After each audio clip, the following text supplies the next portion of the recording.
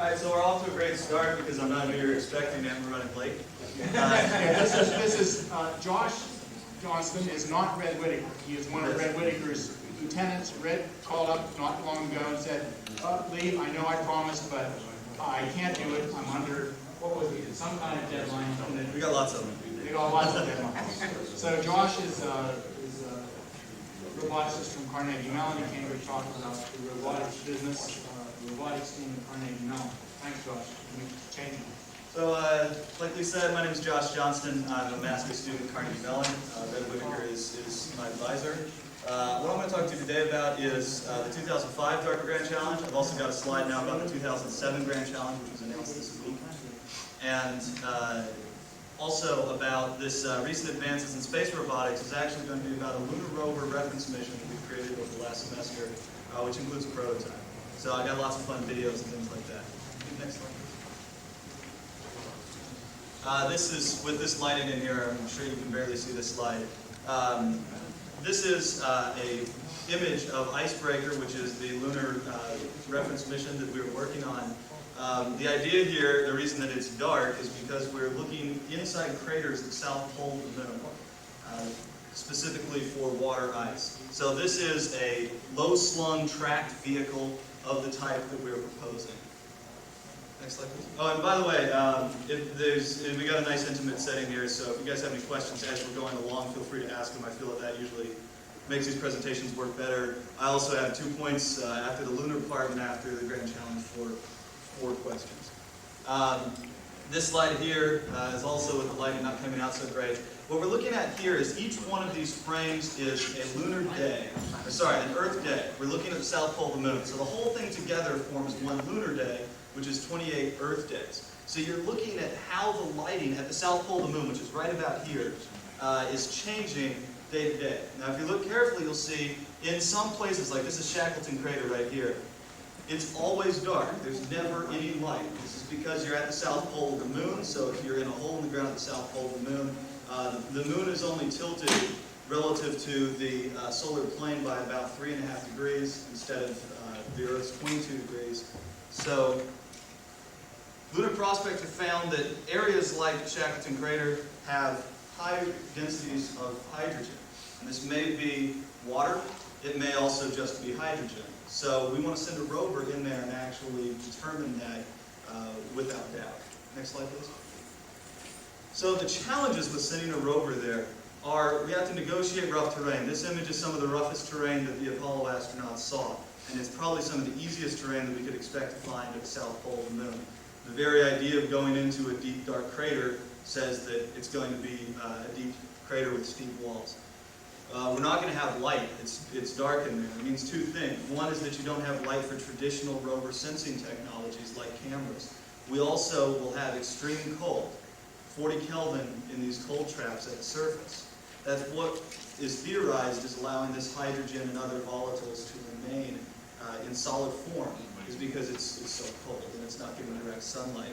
We'll also have to operate in communication outages because we won't have line of sight to Earth, same way as we won't have line of sight to the sun. You can use communication satellite relays, but this will provide outages, so we have to have some form of mission autonomy to be able to take this into account. And this ice is speculated to be not in the top 40 centimeters of the soil. It should be between 40 centimeters and a meter or 2 deep. So we have to drill or trench a substantial way. And in 1/6 Earth gravity, that means that the drilling torques that we have are going to be substantially less. We have to find ways to engineer around that. Next slide, please. So I mentioned tracks. Why are we talking about tracks? The idea is that it produces a very wide stance, which stabilizes your rough terrain. It also gives you high flotation. If you think about wheels in soft soil, you dig down, and you're always climbing out of your ruts, so you're always driving uphill. Also, this low ground pressure gives us much better traction. We have very even contact with the ground. Next slide, please. So the design of the rover. I mentioned low center of gravity and wide stance. That's very important to being able to handle the steep terrain that we're expecting to see. So the way we're going about this, in the upper right-hand corner here you can see a CAD drawing, is by placing the batteries and other components, all the electronics, everything that has weight, in the tracks. Not shown here is that there would likely be a sensor mast that would go a meter or so above the vehicle. That's not shown because we haven't quite designed it yet. But there would be an electrical pass-through between the two side frames. The side frame is the track is actually technically just the part that's coming into contact with the ground. So you add in the sprockets and the idlers and all that, you get the side frame. It's the whole thing on the side of the vehicle there. And we constructed a prototype which has similar characteristics to our final flight configuration. You can see here we're still a little light and using less power, and that's because we're currently not simulating communications and sensors. Now, the other thing that you'll notice in pictures is that we're using rubber tracks, which are obviously not space relevant by any stretch of the imagination. We're doing this so that we can operate in parallel, looking at the challenges of using a tracked rover, while we're looking at how do we actually make these tracks. So we're working right now on fabric materials like spacesuit materials and ceramics, where we either go with a soft track that would be similar to rubber made out of spacesuit materials, or hard links made out of ceramics or something else that's going to prevent us from having cold welding. Next slide, please. Another idea that we have actually at Carnegie Mellon have been working on for a decade or so, and we're pushing very hard right now, is the idea of merging lander and rover components into one integrated system. In the CAD drawing on the right here, which was developed with Delta Velocity, you can see that we actually have the rover, which is this part, the yellow and the blue here are the rover, strap a big engine to the bottom of it, and then as little other components as you can to be structurally sound. When this thing would land, it drops the rover off the belly, which takes with it all the power systems and computing. In this diagram here, you see some of the things that are specific to the lander, mostly its propulsion systems. And on the right side, things specific to the rover, mostly its propulsion systems and the science. Then in the middle, there are all these things that both vehicles use. In this configuration, we were actually working with a solar panel configuration. You can see that all these systems, why have two of these? You're going to make the system at least twice as heavy because of the additional requirements of structure, probably more times than that. There will be more points of failure. So this system, separate from what you see with the Sojourner Pathfinder setup, where there's a lander and a robot, which is what's currently being discussed for RLEP-2, the configuration that we have been pushing would actually leave a dead lander, and the rover would take everything with it. Next slide, please. Another technology that is a very new one is the radioisotope Stirling generator.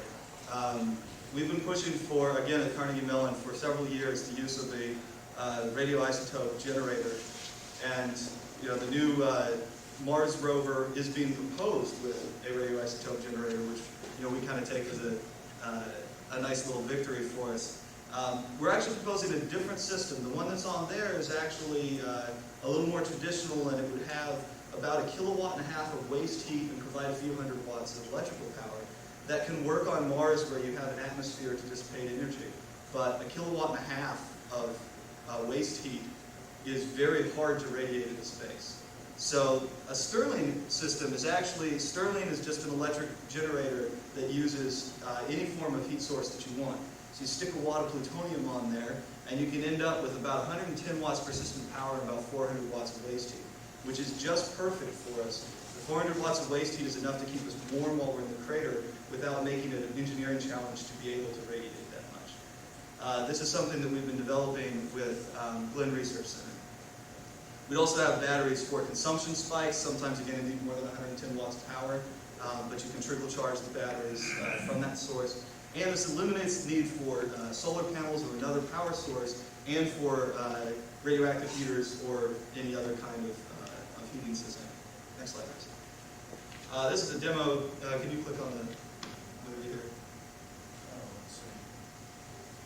You kind of have to jiggle the mouse back and forth a couple times to get it to. Sorry, I anticipated a podium here. Yeah, so did I.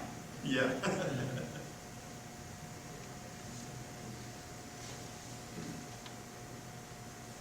There you go.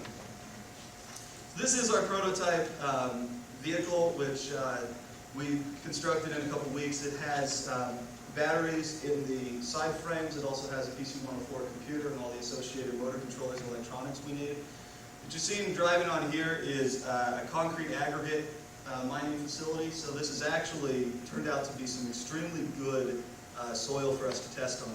And what you're seeing is this bridging capability, the way we're going through rough terrain, smoothing it out nicely. Also, you see the benefits of this low-slung vehicle. The whole vehicle is something like 18 inches tall. The center of gravity is right in the middle of the vehicle, about 9 inches off the ground. Which means even when we're on these steep slopes, the weight is relatively well distributed between our two tracks. If we had a center of gravity higher up, it'd be applying a large torque. There is a chunk of wood stuck to the front of it. Some people asked about that. This is a system we had to be able to test some plowing I'm going to talk about later. It's not actually a robot that's made out of wood. Here you see a 35-degree descent. This 35 degrees is the angle of repose for this soil. So this is actually created by a conveyor belt that keeps dumping this aggregate, and it piles at this height. So the angle of repose is the steepest that you can stack a material. And in a dry material like this, it's basically represents mostly the internal friction of what you're on. So a person steps on this, the whole thing gives way. You can see, depending on whether it's bright enough, that there's a lot of stuff sliding off. You can also see right here that we are slipping a little bit, but in a manageable way. On this side slope, you're going to really see material coming loose and the vehicle sliding.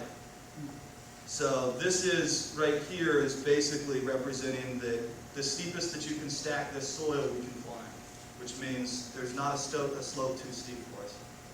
Same angle on Earth and on the moon, different gravity? That's a deep question that we haven't come to an answer with right now. If you had insight, I'd listen, because there's actually been a lot of discussion among a lot of people who know a lot about these soil mechanics, can't decide at all. So yes, we believe, consensus, if there is one, is that the angle of repose on the moon would actually be not as steep. Also, another thing is we're driving here without gravity assist, so we're driving under full Earth gravity. Having less gravity would also mean that our power consumption and our actuators would not have to be as strong. What's the clearance on the rover? The clearance on the rover right now is 7 inches. And this represents just the design that we've gone with right now. The way that we would get the clearance higher, which we've discussed, is by making the tracks thicker. So that way you're not really changing the aspect ratio of the vehicle very much, you're getting better clearance. The other thing we've talked about is that this, the chassis that's actually connecting the two, since it has very little mass, you could arch it without substantially increasing the center of gravity. And that way you might only have 2 tracks that are in contact with the ground with very high clearance. I was actually going to ask you to start it again anyways, because I want to show this before I move to the next slide. You can see there's some places here, like right now we're basically in contact with the soil at only a couple of points. We're not using this track here very much at all because there's no ground conformation. Normally when you build a tank or you build a bulldozer, you have idlers that are suspended so that the tracks have some deformability. We can't do that because we're going to end up eating into our component space. So we don't have any idlers in this vehicle, we don't have any suspension. So there's a challenge of how are we going to get ground conformation and in rough terrain. Can you get the next slide? And what we're looking for inspiration right now is another robot that we have currently developed. This is also one of Red's robots. This is called Cave Crawler. It's the second generation of another robot called Groundhog, which some people might have heard of. It's designed for mapping coal mines after the Q Creek mining disaster, which was basically because the miners had out-of-date maps of coal mines. So this robot can go into coal mines and map them with extreme accuracy. What's important about it is that the whole vehicle is actually, there are 2 side frames and a body, and you can see in this one that where it's partially constructed, they're only connected through a single gimbal. So the 2 side frames can move independently. Can you click on the lower right there? I apologize, this is a low quality webcam. This video is only about a week or 2 old, so I'm lucky to have it at all.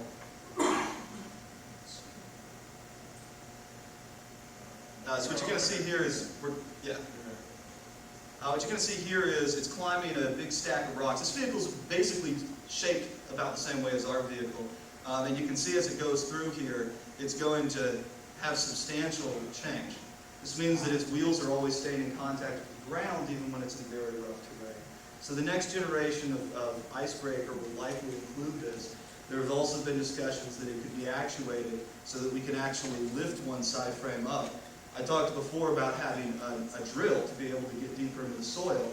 The initial plan was that the drill would sit between the two side frames. You'd lift the drill and drill down. Well, now we're thinking maybe we can hide the drill in one of the side frames, lift the side frame, and then drill down in place.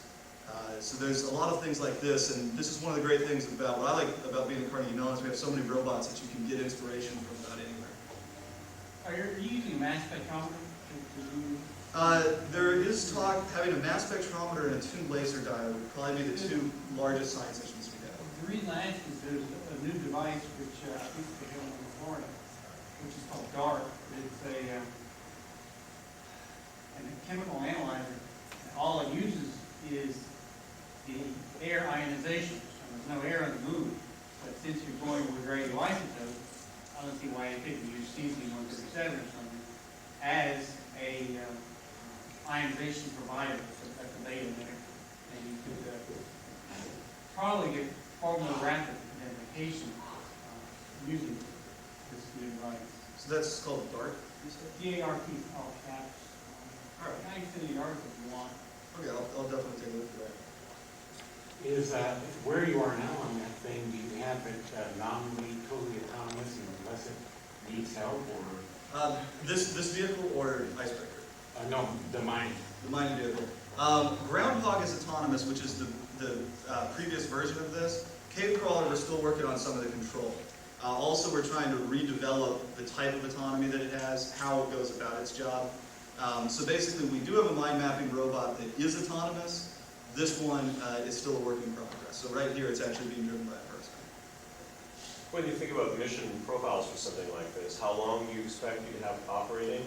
And what kinds of traversing could you do or mapping? So right now, we're kind of between missions. I showed you some stuff that said solar and some stuff that said radioisotope.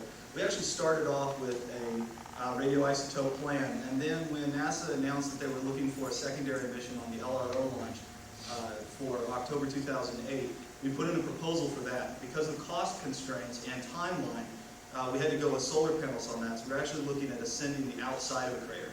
And that was going to have a mission lifetime of a portion of one lunar day. So it would basically be between 1 and 2 Earth weeks long, and not have a way to survive the lunar night. This mission could last a year or two relatively easily, because with that, the Stirling generator is good for about 15 years. So the limitation is just in the engineering on the rover side, and the operations, how long you can afford to run it. So really right now, like I said, we're kind of in between in what we've planned, but basically as long as we want to have the thing running up there, and as much engineering as we're willing to put into it. What's the state of the art of the robotic drilling? That one is a little older. There's actually, the last major work was put into that in the late 90s, and it looked, at least last major work I'm aware of, and they were starting to come to a pretty good view. There were a couple of discovery proposals put in from Carnegie Mellon.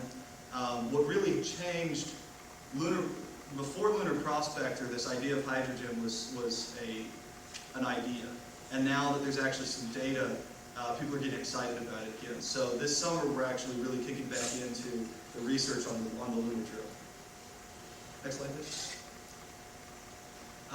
Okay, this is another one, which this is probably going to be relatively hard to see.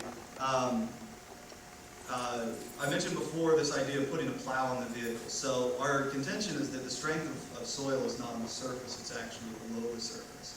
As you have more weight packing on soil, it actually can become stronger and resist that sliding. So the idea we have is to put a plow down into the ground, and this will allow us to descend on even steeper slopes with even better control. Can you click on the left side here?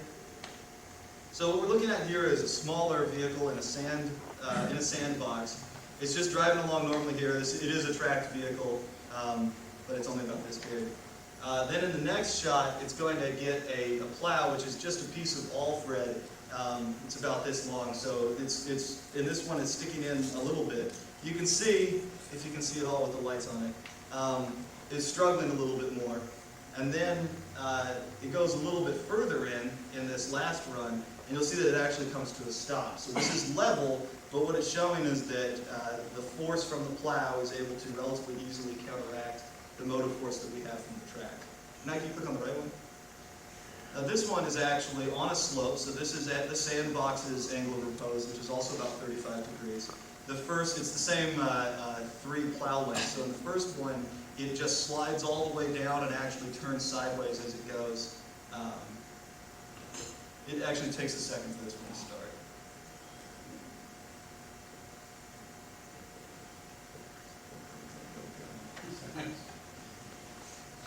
Okay, so you might just have to take my word for it on this one. On the first run through, it slides basically out of control.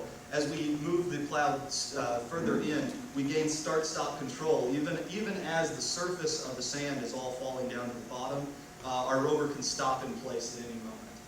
And we've done some basic testing with this on the icebreaker prototype. They actually posted a video, but the hotel's connection speed wasn't fast enough for me to download it. So here you're seeing that we're actually getting this start-stop control as we go down. We have been able to show the steepest we could descend with icebreaker was 35 degrees. We could actually descend some slopes up to 45 degrees with the plow. Next slide, please. Turning problems. So far everything's been great about how awesome tracks are, right? Can you click on this one? Here we're going to see that actually on these 35-degree slopes, we basically can't turn. Here we're keeping the right track still and moving the left one. We should be turning to the right. All it's doing is digging itself into a hole. Now they're going to run the tracks in different directions, so here we should be turning in place, and all we're doing is sliding straight back down the hill. It only starts to turn once it starts to get some contact with the gravel here at the bottom. So we can turn on slopes 20, 25 degrees. Those 35-degree slopes, what's stopping us is really this turning ability. The way that we're going about this right now is by increasing the stance. That lowers our ground clearance, which is why we're looking at these other ways to increase ground clearance. Next slide.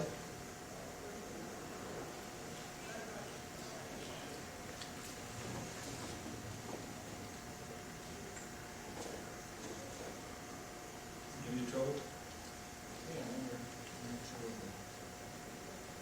Are you playing a video? Not anymore. No. Try to page down.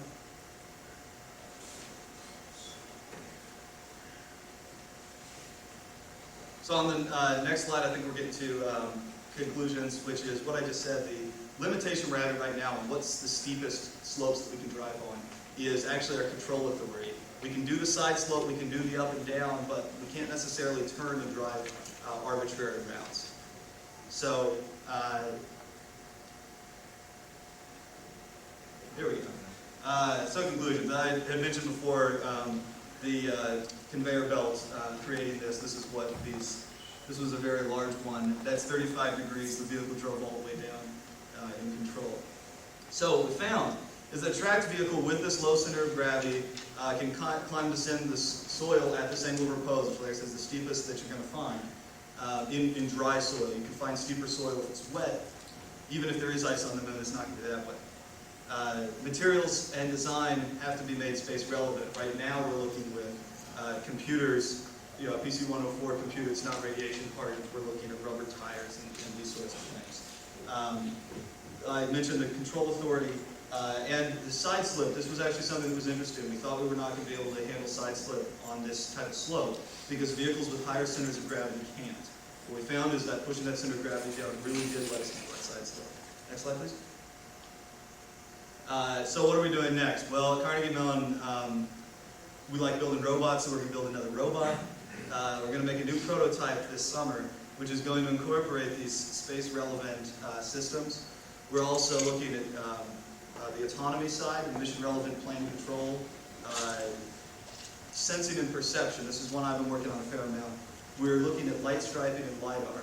So light striping is a system where you have a camera and a light source, and the geometry works out the same way as stereo vision, except it's much easier to process, takes much less processing time. Normally one of the problems with light striping is that it's too bright out. We've got the perfect opportunity here in the darkness to use it. Light striping was used on Sojourner, so it has space relevance. That's something that NASA always likes to see. And also we're looking at LiDAR systems, which is an active light ranging system, which I'm going to talk about some more of the great challenge parts, since that's basically what we used. LiDAR also works well in the dark. Then the simulated isotope power system, we saw the block on the rover. It was just sitting on there. NASA Glenn gave it to us. It weighs about 17 kilograms and is a good sized block. And it gives us the 110 watts power that's current limited. So we're going to start using that instead of batteries. We're going to work with this drilling. Like I said, this summer we're really ramping up. We got a graduate student who was one of the guys who worked on the lunar drilling project previously, so he's going to be coming back. We're working on plow technology. We intend to field experiment in Meteor Crater in Arizona, which is what the picture here should be in the background. This is driving from the top to the bottom of Meteor Crater successfully, and propose a mission to NASA for this exploration. Next slide, which I believe is questions. Questions?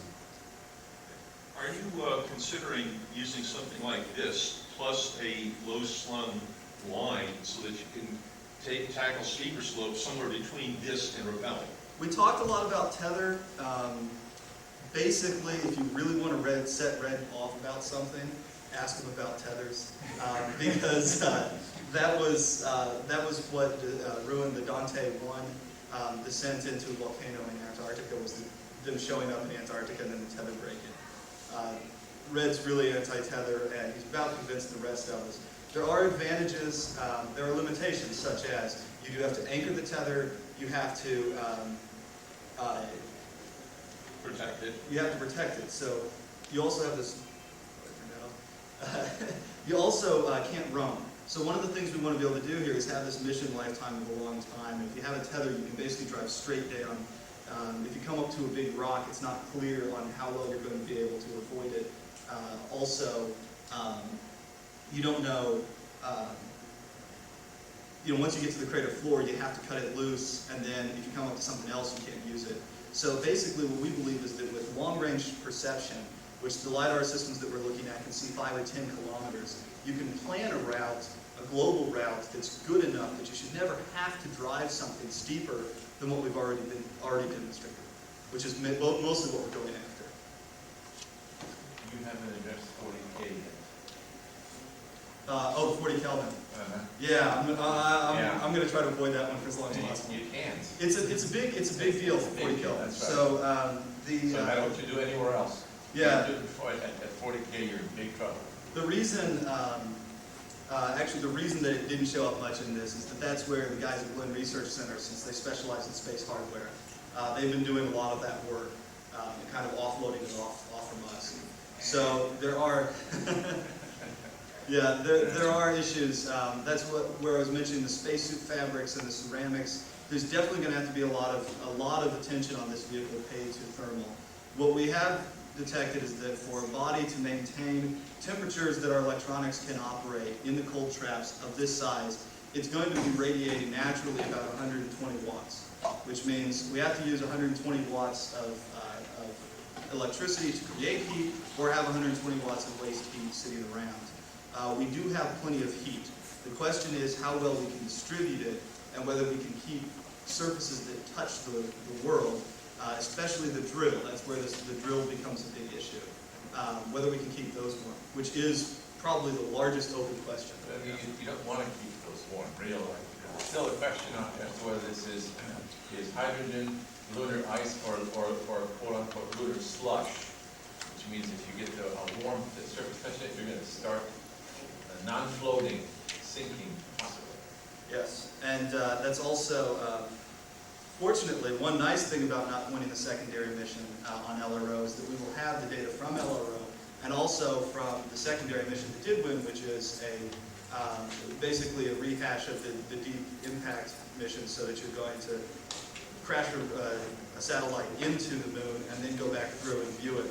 And hopefully we'll get a little bit more insight with that by early 2009. But like I said, the 40K, that's the big question for sure. Have you tried to estimate the percentage of terrain that has a certain angle, or made a terrain angle map? Unfortunately, right now, this is again, LRO is going to be in a polar orbit, so we'll get lots of good imagery of the poles. But right now, we have very limited data. Almost all of the digital elevation maps from the poles are generated from Earth. So we can't really see into these craters, and we also can't see features that are smaller than I think right now we're still in the kilometer range. So there's really not much of an idea for us about, are we going to get there and it's going to be this nice, smooth slope, or are we going to get there and it's going to be just incredibly jagged rocks that will be completely impassable? Again, you never like not getting a lot of money, but having LRO data to complete the proposal for this will be very nice. All right, then, what about using a walking vehicle as opposed to a wheeled vehicle? Okay, walking vehicle. Basically because of complexity and size. So this rover here was designed, I showed the size on it, it's basically designed to be a 100-kilogram rover. A walking vehicle just simply can't be done for that. We're trying to get away from the idea of the Lunicod send up a several-ton vehicle and get to an idea of smaller rovers that can be developed for less money and more quickly. And that you can actually convince NASA to take I it. guess that's not really the question. The question is what are the capabilities of each of them, not just the cost. The capabilities on a walking rover, I mean, again, this is something Carnegie Mellon has done probably the most with. Or in some ways, we're seeing that they're good, but they're not necessarily very good on steep slopes. Dante still had to have a tether, and they're good on rough terrain where the scale of the terrain is maybe less than a meter. But on more rough, on larger scales where you're looking at steep slopes and such, there's no real advantage to walking. And in fact, there's a lot of advantage to spreading this around. The idea of walking is that you're reaching down into the soil and finding where it's stronger. So what we're actually going at here is trying to steal the best of both worlds. Have the tracks, but still have a plow, so that when we're descending, we can get the advantages that a walking rover would have. Does that answer? As an escape from that question. All right. Any others before I go into the grand challenge part? Next slide. Okay, so now I'm going to talk about the 2005 DARPA Grand Challenge. This is the start. This is about 5:30 a.m. October 8th. This is Highlander, which had won the pole position. Highlander had won the pole position at the qualifier, so it was the first off the line. The three guys in yellow over there are our guys that are getting it started up. Once they get it started, they have to hit the start button, and then they can't touch it or send it any signals again until it's completed the entire course. The guys in blue are the DARPA guys. Next slide. And then can you click this? This is some footage from Nova. Some of you may have seen the documentary that Nova put together on us. They also spent a lot of money to get a helicopter, and were kind enough to give us the footage. So this is testing in northern Nevada. This is outside of Carson City. This is where we did most of our pre-race testing, reliability testing. That's Sandstorm, our other robot. Sandstorm's a converted 1986 military Humvee chassis, so it was the oldest robot in the competition, older than most of us on the team. Highlander is a 2001 1999 civilian model. It's a Hummer H1. This is it driving. This is a cheat. There's a guy inside Highlander driving right now. We couldn't get it working that day, so we actually did the aerial footage with the person inside. So now you guys are in the know. You'll also see a chase vehicle behind these robots. These robots are never operated without a safety operator. So the guys in the chase vehicle have a kill box. So they have two switches. One is a hard kill. It shuts off the engine, locks up the wheels, and that's it. Your race is over. The other is a pause, what we call it. So you can pause the robot, it comes gracefully to a stop, and then it can be restarted just by throwing the switch into run. The idea was that robots would never have to pass each other while they were both moving on the course. A robot could be paused, let the other robot get further ahead, or the front robot could be paused, the back one could pass. You only charged time for when your robot was in run. Next slide. This is the rules of the race. It was 132 miles. No human contact whatsoever. The only external signals we were allowed to receive was GPS. The route was unknown until 2 hours before start time, so we actually didn't even know the length of the route.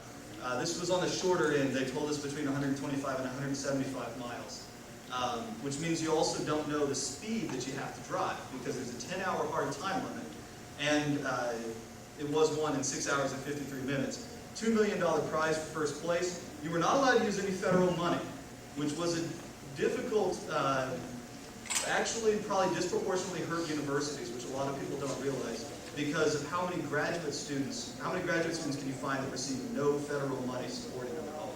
That's actually kind of difficult. And then also, the race was October 8, 2005.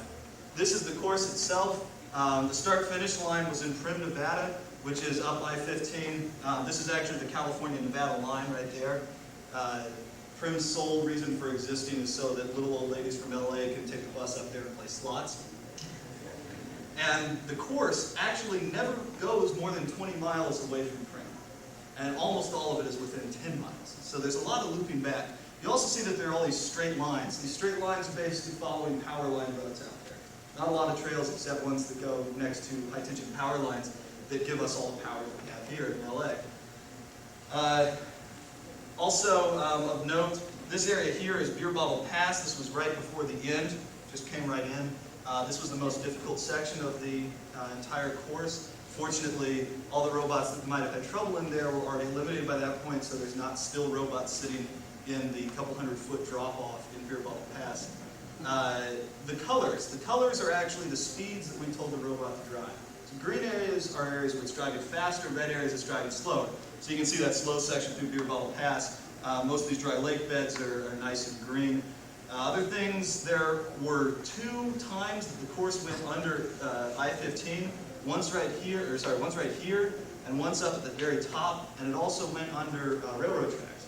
And so the tunnel under I-15, the longer one, was about 150 feet, which of course you obviously lose GPS the whole way through, and it was only 10 feet wide, which is barely wider than the vehicle. Those bother us a lot. Next slide. So why a grand challenge?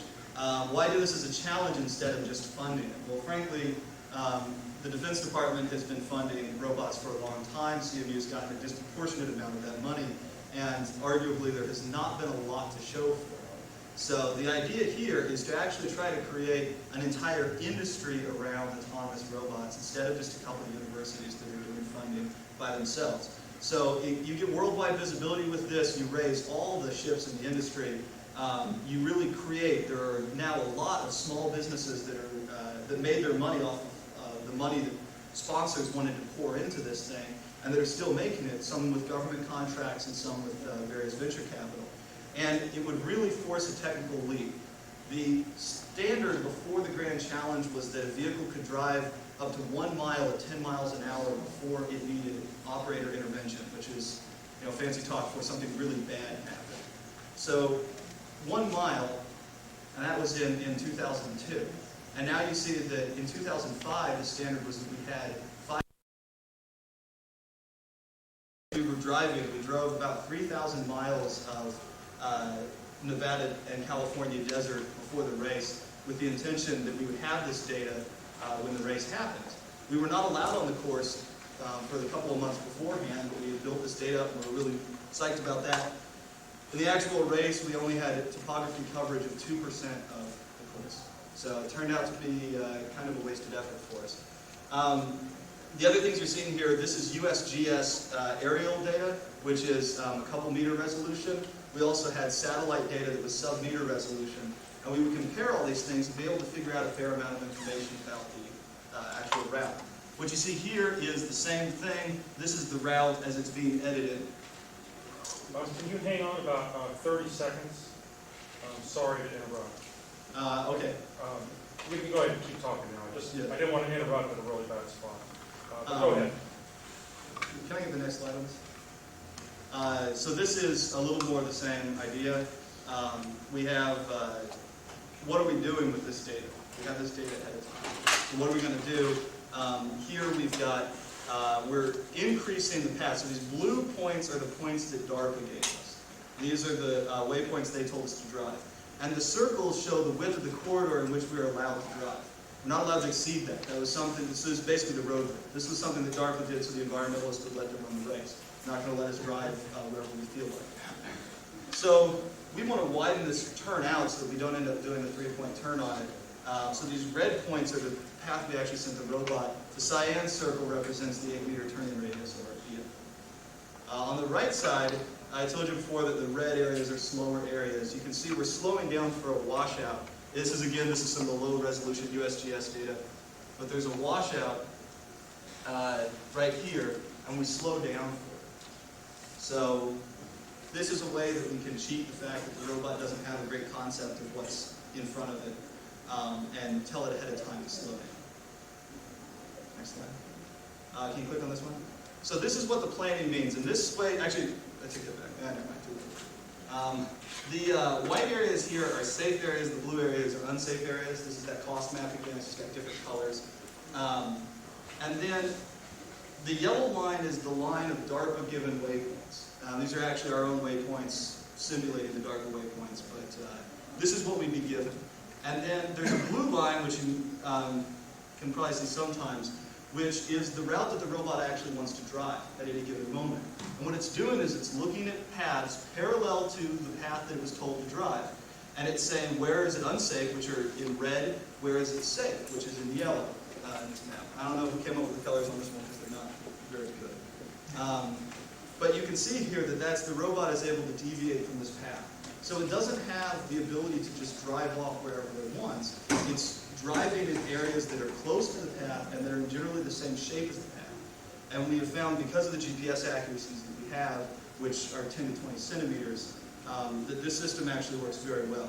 A lot of people, when they see this, think, oh, that's what the Grand Challenge was about. You're basically just driving waypoints. You're basically just driving GPS. DARPA's created the challenge this way. We actually wanted it to be point A to point B, where you had to plan your own way. The reason they planned it this way is because this is what the military wants. When they want to be able to automate truck convoys, they have the routes that they want the trucks to drive. They just want them to be able to avoid obstacles on the way. The other thing about this that we found is that you can basically, a single person can create a route like this at a rate of about 100 miles per hour. They can plan 100 miles in 1 hour. So it's actually a system that you can use, and that's from satellite imagery and things like that. It's actually a system that can be used all too well. Next slide. Stabilization I talked about. Can you click on this one? On this system here, what this black box you see is the long-range laser scanner that we have. This is what was up in the dome up on top. And it looks like the laser scanner is actually connected to the ground because it's not moving. But actually the base is connected to the ground. And we have fiber optic gyros in here that are determining how it's being moved, and it's canceling that out. So it's doing the stabilization. And this is 3-degree of freedom active stabilization. This is a technology that we developed. We developed most of the software. We worked with HD Systems to develop most of the hardware.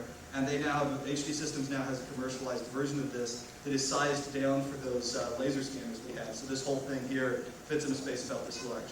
It also allows pointing, so not just stabilization, but pointing. It can look around corners. It can also look further out when we're driving faster and closer in when we're driving slower. Next slide. Testing reliability. Can you click this one? So this is where I said we had to really push up the reliability here a lot. Okay. This is a strip mine outside of Pittsburgh. It's a coal strip mine. That's me getting out of the car. I'm not very excited right there. I was coughing up black coal dust for about a week after this one. This was our first test in desert-like terrain. The idea here was we've been testing in Pittsburgh. This is faster than real time, plus it's not on our robot even, it's on a different car. Just to show you what the course looks like. This actually was a very difficult course. It was about 0.6 of a mile long. We drove it in loops. This right here that you see is 20% grade that it's going down. I'm driving the chase vehicle behind it, and there were times when it was going down those steep sections, I'd have to wait for it to get ahead because we couldn't stop in that Jeep, I think it's Grand Cherokee, behind the robot if it had chosen to stop. Very loose soil. We did this as sort of an acceptance test. Red wouldn't let us go play out west until we had demonstrated that the robot was developmentally ready. What's very interesting here is the timing. This happened, these tests that we did happened in July, and the race was not until October 8th. So this is basically where we stopped most new development. We stopped working on new ideas because it was just too late. And we pushed reliability for the whole summer. The only thing that we were allowed to work on during the summer were glaring problems that we found, like ripping the wheel off of Highlander. And even then, some problems we deemed too hard to fix. Like when Highlander rolled over, we didn't fix that problem. We hit a tree with sandstorm because there was an overhanging branch, and the robots were never designed with a concept of overhanging obstacles. It hit the robot and ripped the gimbal off. We didn't fix that because we said, hey look, in southern Nevada, there's not any overhanging branches, so we don't really have to worry about that. Next slide. You need to click this one too. This is, once we got to Nevada, this is some sandstorm testing. This is in mid-September, so here we're actually getting relatively close. This is a week and a half or 2 weeks before we deployed to Fontana Speedway, just a couple miles from here, which is where the qualifier was. This again is about 20% grade. The view that you see from Sandstorm here, you can see that the robot's moving separately. On Sandstorm, the electronics are all in an enclosure that's independently suspended from the rest of the vehicle. It has some benefits, it also has some negative sides. So you can see this e-box here is suspended separately. We decided not to go that route with Highlander and probably would not go that route in the future. But right here you can see that the suspension is moving very differently from the vehicle. This particular section right here was actually so rough that we could barely drive it with the SUVs that we were driving. And I grew up driving roads just like this in southern Idaho. There were actually times where we could not keep up with this robot because the road was so rough. It does not have kidneys and has no fear of death. Here it's driving at 35 miles an hour, and there are these cones in the road, which made it do this double lane change. We thought for sure that it was going to run those right over, and it didn't. We were really happy. Basically, we had a crew of guys that would go out in front of us and would leave obstacles like this, the cones and the tank traps, and they didn't really know how the robot worked, so sometimes they would find deficiencies because they didn't realize that, hey, it doesn't know how to do this. They also just got really upset because we weren't running over many things, so they were trying to beat us. That one, I'm convinced they just wanted us to run over some cones that day when they did that one to us with those cones. But we made it. Next slide. So the results, right? What does it all come down to? So Stanford won at 6:53. Sandstorm, we told it to drive in 7:02. It drove in 7:04. That's the kind of precision that we have in timing. We drove several tests. We started going, we had these days. It was an hour commute to the test site, then we'd have an hour or two preparation. We'd go and run a 10-hour test, then we'd come back, then we'd have to fix all the problems we found that day and do maintenance, which would take another few hours. Then we'd commute an hour back to the hotel and get a couple hours of sleep. Every time we ran with both vehicles, we had that kind of accuracy. Highlander, we told to drive 619, which doesn't take a rocket scientist to figure out, oh, we probably got some in here, to figure out that that would have beat Stanford. But for some reason, it was almost an hour slow. Then we also had these two vehicles, Cat 5, finished in 7 hours and 30 minutes, and Terra Max, which is a big 18-ton marine transport vehicle, finished in 12 hours and 51 minutes, which you'll notice is actually slower than you were allowed to finish. But DARPA gave them the benefit of the doubt and let them finish. Next slide. So why did Highlander run so slow? What you're looking at here is time and distance. So the green line is what it actually drove. The red line is what we told it to track. So you can see for the first section they track well together and then they start to diverge, we start to slow down. We tracked this to engine problems, which were probably related to us rolling it over the week before. We did a lot of work on the engine, but apparently, and it has been driving fine since then. Apparently we missed something.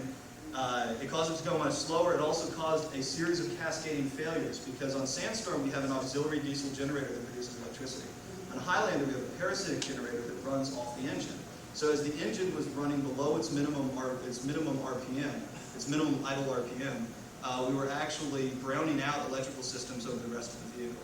We had some batteries, but only enough for a couple hours worth. So once we started having this browning out, we started having sensors would drop out. The gimbal that was pointing, our long-range laser scanner was actually pointed off to the side for most of the race. It's actually a miracle. I am very surprised. When I saw it crossing the line with the gimbal off to the side, crossing the finish line, I couldn't figure out how it actually finished. But it speaks to the robustness that was developed through this reliability campaign, that even with major systems failures, the robot still finished. Next slide. Can you click this one? This is actually a little bit of video. I don't know the whole thing because I'm running like myself. This is video from the DARPA Grand Challenge itself. This is another shot that Dawn was pretty awesome. This dude was like totally fired up about his job that morning. So you can see Highlander, Stanford, and Sandstorm lined up at the starting line. Sandstorm was number 3 off the blocks. Stanley was number 2. Stanley did pass Highlander during the way.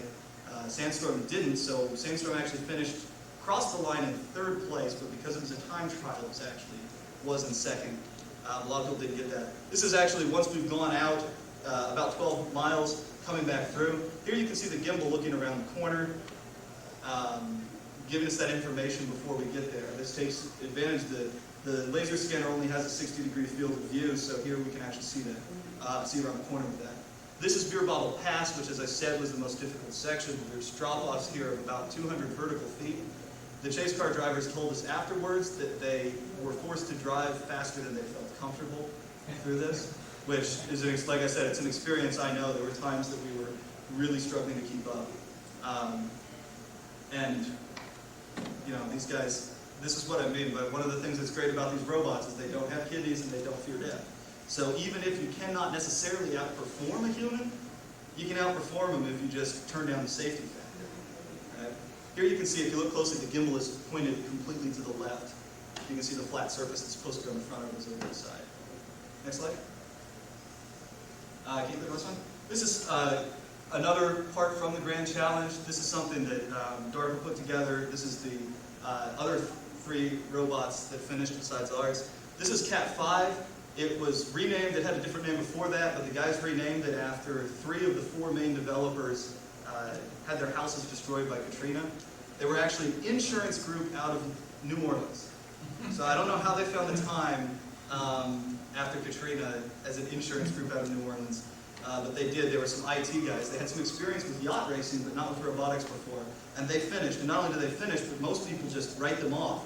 And you know, they were 15 minutes behind Highlander in a 7.5-hour race. So these guys, very cool. This is Terramax barely fitting through the tunnel. It's going to stop right here at the end. DARPA cut that off. Terramax would stop like all the time. That was its main way of avoiding something, was coming to a complete stop and then backing up. They couldn't see very far in advance. But at the same time, they drove it at 45 miles an hour during the race, which was faster than anyone else drove during the actual race. We've had our Sandstorm up to 54 miles an hour before, but it doesn't have much perception at that speed. So bad things could happen easily. Our maximum speed with reasonable perception is more like 35 miles an hour. Next slide.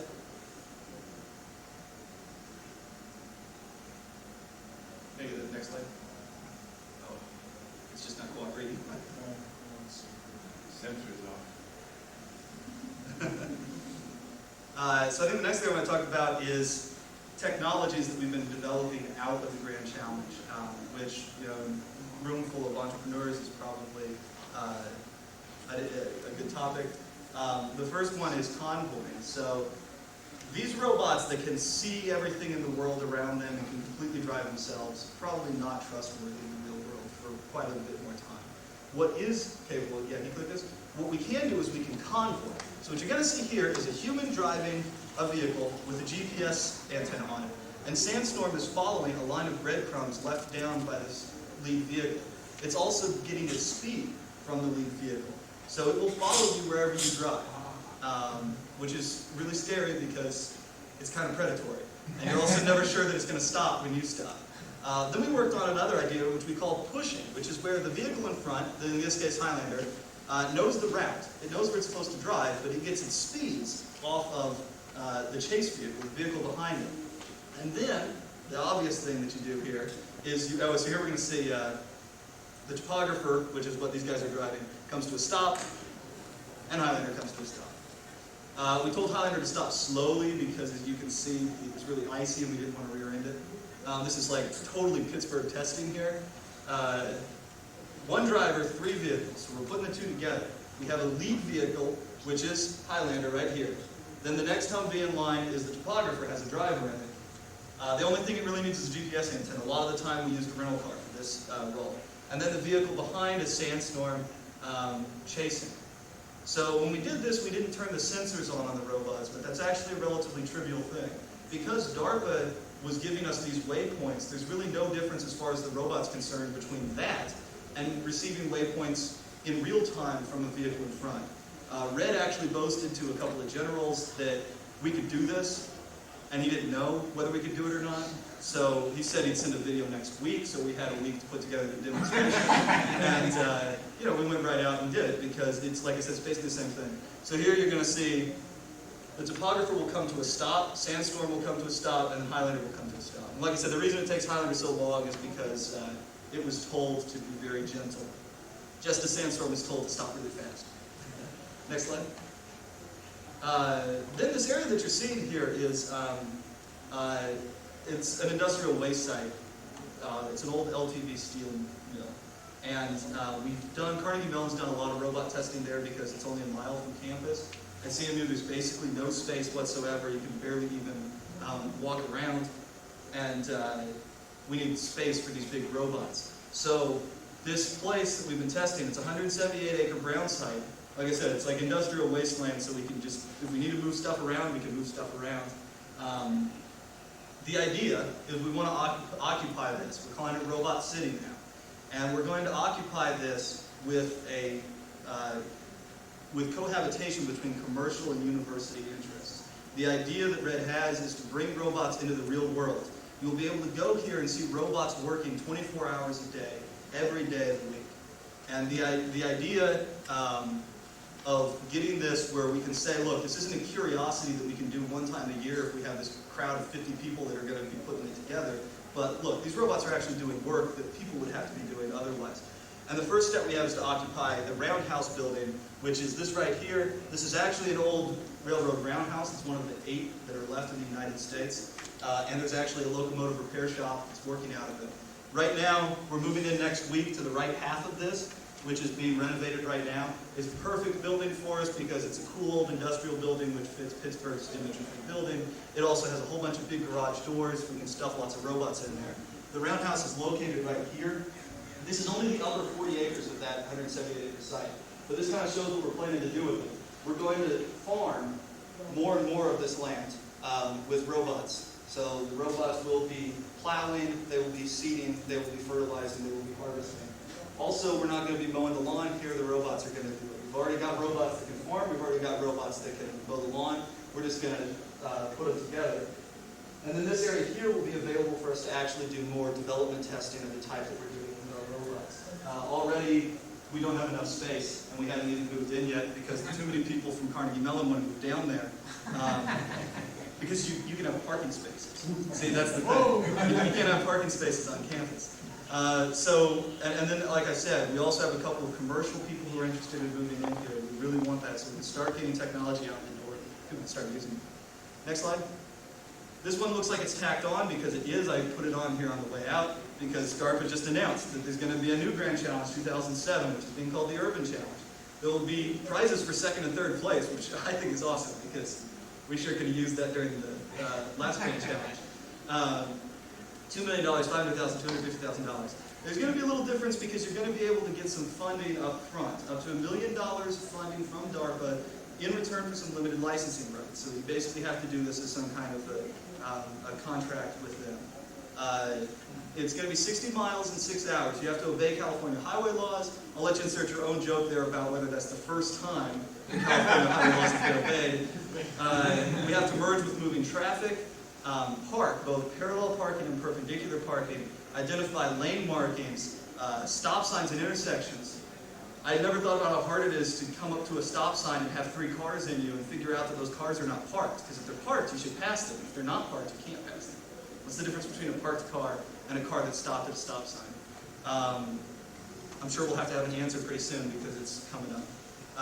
And the new challenges, object tracking. This is now, like I said, it's an urban environment, so things are moving around. During the last grand challenges, the world was static, nothing moved. So now that we have these dynamic obstacles, you have to actually figure out, hey look, that's not just a rough spot, but that's like a rough spot the size of a Volkswagen Bug that's moving, right? Also, multi-layered logic. Grand challenge machines were very dumb. They basically just say, where's the smoothest patch of road, let me drive towards it.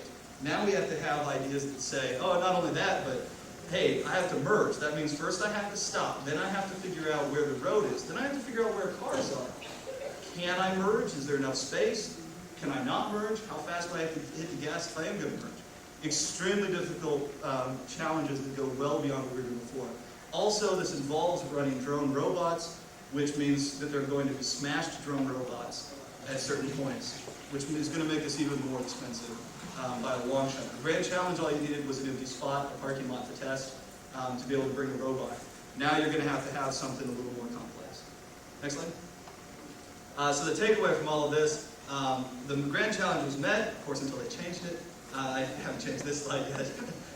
The next robots are performing site mapping, the truck convoying and exploring other worlds, and we need to notch up research, occupy Robot City, and commercialize robotics, so we can actually make some money off of this instead of holding out our hand all the time. And I guess I did put this on here. There is now the Urban Challenge. Next slide. These are some of our very generous sponsors. These are only some of them. We actually have about 4 or 5 times this many. These are only the ones that give us enough money to get on here. So you see, Caterpillar was our premier sponsor. They had actually supported us all along and given us a full-time employee who was embedded with our team. They also gave us $1 million cash when we really needed it at the end. Boeing gave us a couple of full-time employees as well.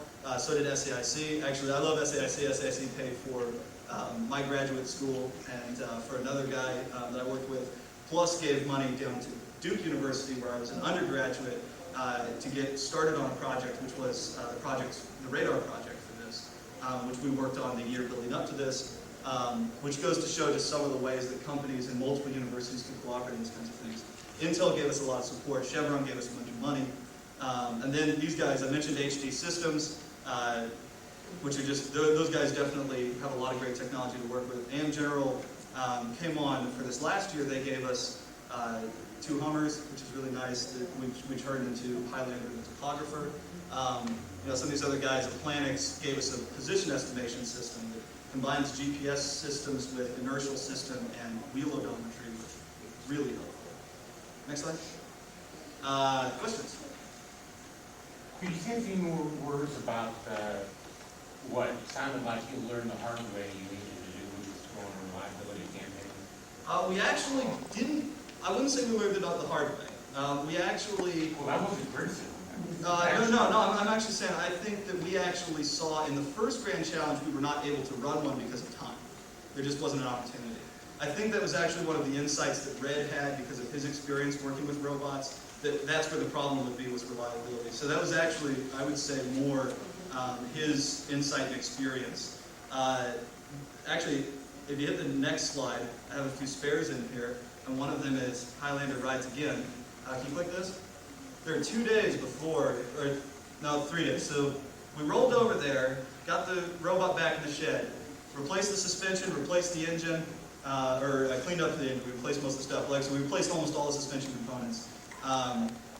Got it driving as an automobile again in 1 day. Next day we got it driving, following GPS waypoints. This is the 3rd day with all the sensors up. So it was 3 busy 24-hour days, and there are people in there, but they're not driving. So this kind of thing was what we learned the hard way. How can we get a robot from being rolled over to being good as new, almost good as new, maybe running an hour slow, in 3 days? That was learned the hard way from rolling over Sandstorm for the first grand challenge. a week before the Grand Challenge. People are starting to ask whether we do it on purpose. It gets dull as you get to the lead up. We had a big spares program. So we actually had spares for most of these things sitting in our shop waiting for us. Some of them we had to ship out from Pittsburgh. But there's a difference between, like, just some of the little things, like the roof rack that we have on there. Overnighting a roof rack from Pittsburgh instead of welding a new one out of aluminum is huge. That was the thing we learned the hard way. Would you make a few words of contrasting Stanford's system using TV along with the other sensors with your system? Yeah, so there's actually a fair amount of misunderstanding of Stanford's system, which fortunately I got to hear a talk by Mike Montemerlo, who was their big technologist at Carnegie Mellon. He got his doctorate from Carnegie Mellon, just as Sebastian Thrun, who led that team, had been a professor at Carnegie Mellon. He came back and talked a lot about it. Basically, Doctor loaded. he talked mostly. He's actually, if you know Mike, he's a very humble guy. They knew that they got lucky that day because we were, if you look at the capabilities in our vehicles, we could drive a little faster than they could and a little more reliably, and we could handle some more obstacles than they could. It all came down to the fact that it's a race and strategy matters. Our strategy was send one out fast, one out slow, and they beat us, and they beat us fair and square, and they did a great job of it. They knew that they couldn't develop a system like our gimbal because they didn't have the money or the manpower to do it. They had seen how much we put into it our first year, so they decided instead of having a gimbal that can stabilize and point, let's just put 5 laser scanners, each pointed at a different distance in front of us. And then that way, as the vehicle bounces up and down, one of them will be pointed where we want. That's a pretty smart idea. And it worked very well for them. The limitation is that it gave them a maximum distance because of the sensors they used. Those 6 only have a range of about 35 meters. So we actually could see out to about 50 meters, which means we could drive faster than them. Now they wanted to be able to drive faster, so they combined a vision system that basically looked for the road. Now it did not actually tell the robot how to drive left and right, how to swerve. All it did was said, if I can prove that there is open road in front of me, I will outdrive my laser scanners. I will drive faster than I can see with my laser scanners. If I can't prove that there is open road in front of me, if there's some ambiguity, then I will drive slow enough that my laser scanners can tell me how to avoid obstacles. They also had a radar system that they ended up not running on race day, which did the same thing. So the miscommunication is, a lot of people heard the vision. It's not actually, it is detecting the road edges and all that. It's not actually doing anything other than setting speeds. And that's, like I said, that's one of the hard problems is how do you figure out how fast you can drive. Humans drive, most of the time we drive, we're driving faster than we can actually stop if something came in our way. Look at on the interstate, something like that.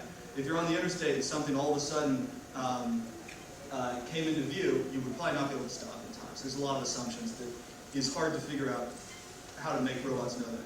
Other than that, I showed how we can see these subtle variations in what the ground, if the ground is somewhat safe or somewhat risky. They used a binary system, so they said this area we can't drive in, this area we can drive in. They did that because only having the laser scanners, they didn't have to fuse information from different sources. Since we did use a radar system, we had to fuse and we had to actually look at those things. So their vehicle would not find the smooth parts of the road.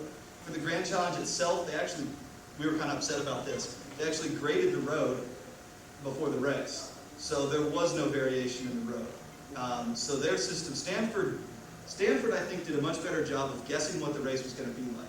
We thought it was going to be significantly harder. We actually had an easy, medium, and hard contingency plan for race morning that would dictate how we'd set our speeds, how long we think the race would take, and all that. When we actually looked at the race course, we decided that it was off the charts on the easy side. We were unprepared for that. It was much smoother.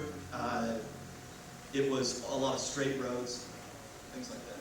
So that's kind of the quick rundown. Like I said, those guys, it actually was very surprising to me how many things they solved in the exact same way that we did.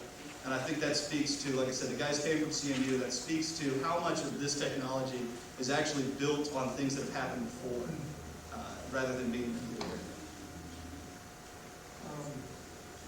Why is it going to take so long to deploy the military vehicles out in the field? If I recall, it's 2015 when they start deploying. Well, actually, the congressional mandate says that by 2015, 1/3 of the vehicles must be autonomous. So you have to deploy them now. And in fact, that Oshkosh vehicle that we saw, they just took that system they can take right off and put on any of their other vehicles.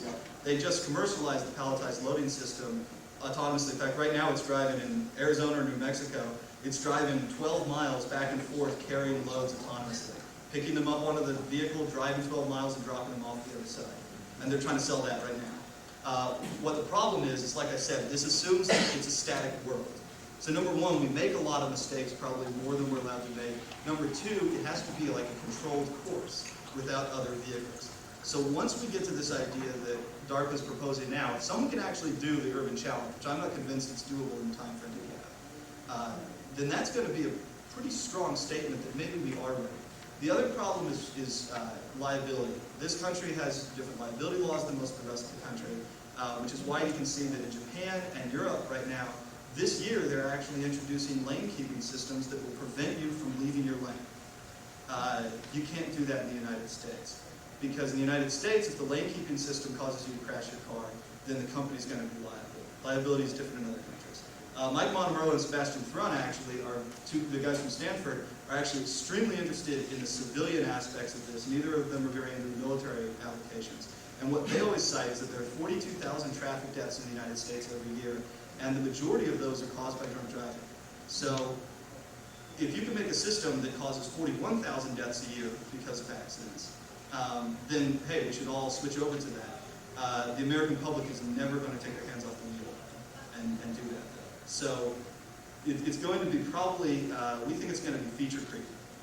Right now you can buy cars that have adaptive cruise control from, GM has them, Daimler Chrysler has them, where if you're coming up to a car in front of you and you have the cruise control set, it'll slow down so that you don't have to hit the brake. That kind of system is going to be first.